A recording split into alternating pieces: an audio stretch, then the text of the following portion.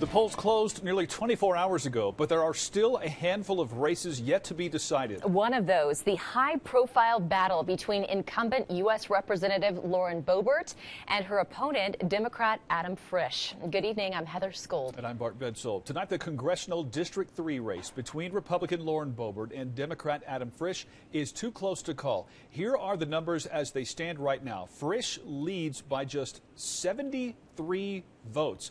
50% to 50%, with about 3,000 ballots still being counted in Pueblo County. We're talking razor-thin margin here. KRDO News Channel 13's Sean Rice is live in Aspen, in Frisch's hometown, as we track the day's developments in this key U.S. House race. Sean.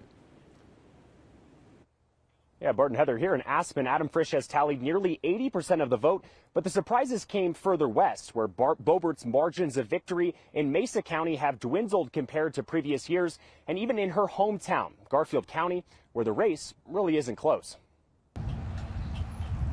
As the flags flew high above Rifle in Garfield County, the voters we spoke with, who wish to remain anonymous, said Democrat Adam Frisch winning in Lauren Boebert's hometown doesn't surprise them.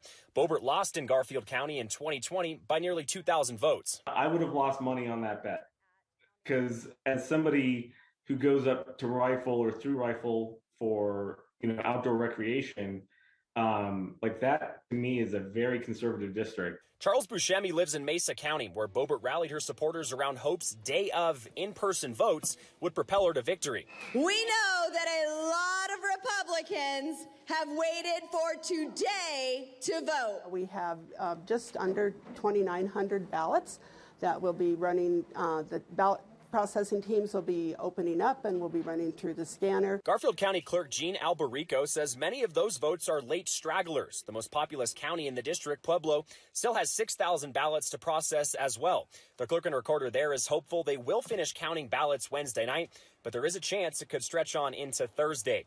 However, regardless of outcome, one voter believes those on the western slope are looking to turn a new leaf. Don Coram and some other Republicans basically were saying, Boebert, while she's a Republican, is not fit to serve.